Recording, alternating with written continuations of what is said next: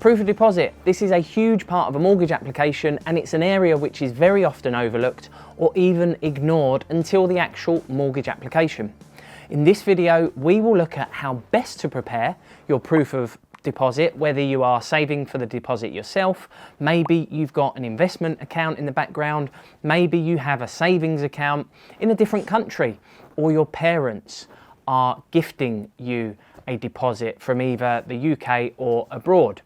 Whatever your proof of deposit situation, we're going to get you prepared properly.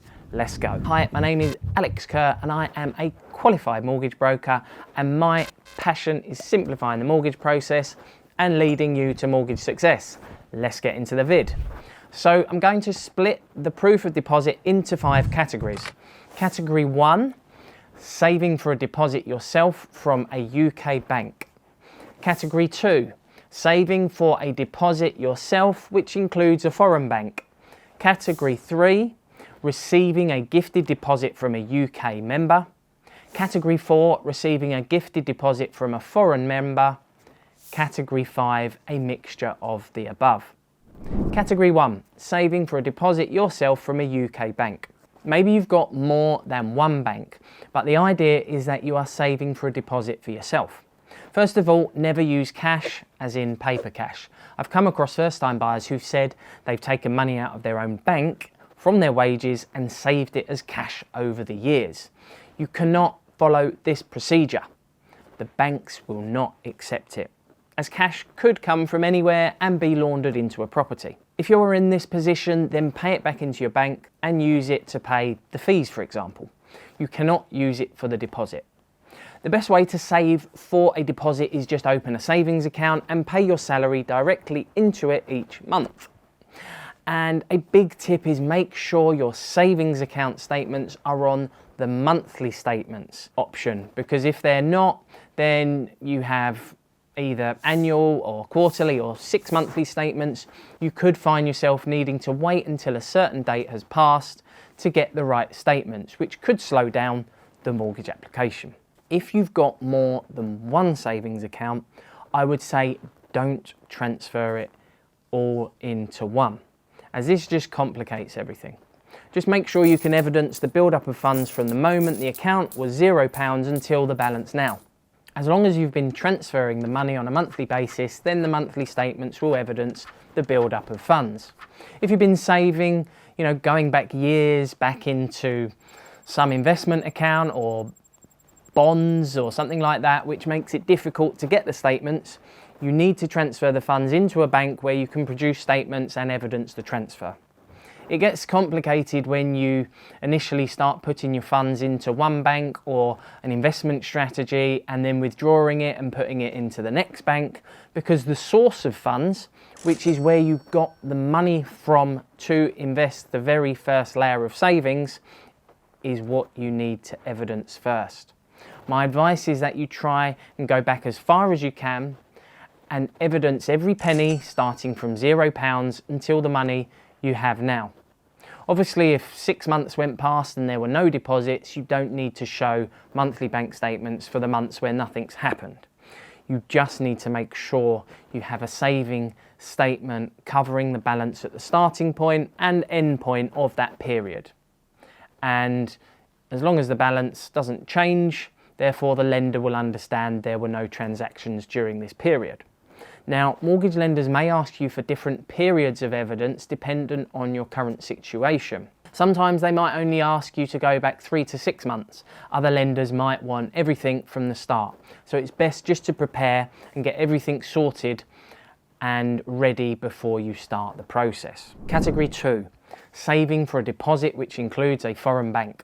So maybe you came into the UK a few years back, or once you lived in a different country and you kept that savings account going. The bank is going to want evidence of your foreign savings account, and you're going to need to translate the statements into English, which can be costly. If you haven't already done this, then I would probably wait until how many months of statements have been requested and then translate them, so you're clear on the period that you need to get translated. But what you don't want to do is get yourself into a scenario where you're spending a lot of money translating statements and then the bank asks you to go further back. You need to have complete clarity in regards to the statements that are required, which can sometimes be confusing, especially when monies are being transferred in and out of accounts. So just make sure that you are aware that you will need to get the statements translated. There are lots of different companies who will do this. I would do your research into them.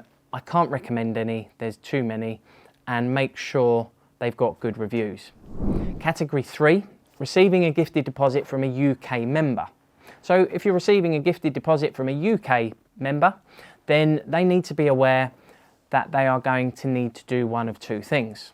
One, they will need to sign a gifted deposit letter stating that the money is not a loan, they have no interest in the property, and that the monies do not need repaying.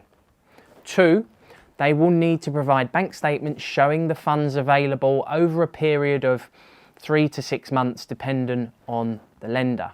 It's also important to note the timing of the transfer is quite important.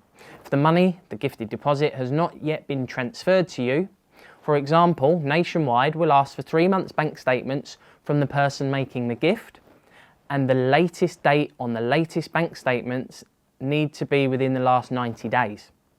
However, if they've already made the transfer to you, say a week ago, they'll need to evidence 3 months worth of bank statements going back, which includes the transfer. So if they've not yet transferred the money to you, I would just hold on to doing that until you've satisfied this requirement of bank statements within the application, especially if you have quarterly statements, because if you've just entered the last quarter, you might need to wait almost 3 months for the next set of statements. And if you've got grandparents that will not part with bank statements, do not take the deposit as a gift, because you will not be able to get the mortgage without them proving or showing bank statements. If they're only gifting you a few £1,000s, then use that money maybe towards the fees and not the deposit, assuming they're not going to part with their bank statements. Category 4, receiving a gifted deposit from a foreign member. So receiving a gift from a foreign member is exactly the same process as category 3 that we just discussed, however, with the addition of having the bank statements translated. I want to reiterate the importance of having the correct statements translated, because it could be an expensive process.